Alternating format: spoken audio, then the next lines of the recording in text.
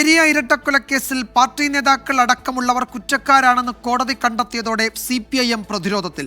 പങ്കില്ലെന്ന് പറഞ്ഞ് പാർട്ടി കൈകഴുകിയ കേസിലാണ് ജില്ലാ നേതാക്കൾ ഉൾപ്പെടെ കുറ്റക്കാരായത്. CBI കോടതി വിധിക്കെതിരെ അപ്പീൽ നൽകാനാണ് CPIM തീരുമാനം.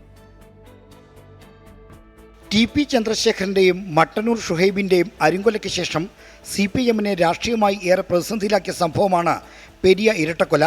2 യുവാക്കളെ വെട്ടിക്കൊന്ന കേസിൽ പാർട്ടി ബന്ധമുള്ളവർ പ്രതികളായിട്ടും പങ്കില്ലെന്ന് പറഞ്ഞ് കൈകഴുകാനായിരുന്നു നേതൃത്വം ശ്രമിച്ചത്.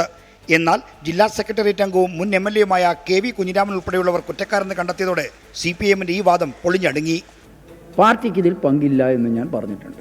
CBI ഇത് ബോധപൂർവം ഈ നേതാക്കളെ ഗൂഢാലോചന കേസിൽ ഉൾപ്പെടുത്തിയതാണ്.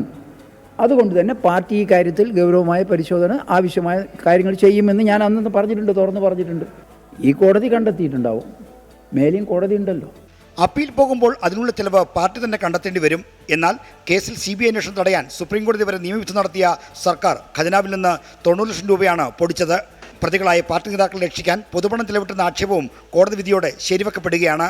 ഈ കോടതി വിധിയെ അടിസ്ഥാനപ്പെടുത്തിക്കൊണ്ട് CPIMന് നേരെ ഇപ്പോൾ കുറേ കോൺഗ്രസിൻ്റെ നേതാക്കൾ ഇറങ്ങി പുറപ്പെട്ടിട്ടുണ്ട്. CPIM ശരിയായ നിലപാട് മാത്രമേ എപ്പോഴും സ്വീകരിക്കാറുള്ളൂ.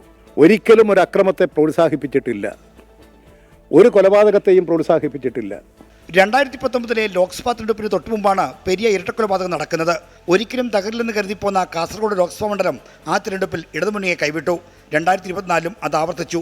ഉദുമ നിയമസഭാ സീറ്റ് പോയില്ല എന്നത് മാത്രമാണ് CPIMന് ആശ്വാസം. തദ്ദേശ നിയമസഭാ തെരഞ്ഞെടുപ്പുകൾ നടക്കാനിരിക്കെ പെരിയ ഇരട്ടക്കൊലക്കേസിലെ വിധി CPIMന് വീണ്ടും അങ്കലാപ്പുണ്ടാക്കുന്നുണ്ട്.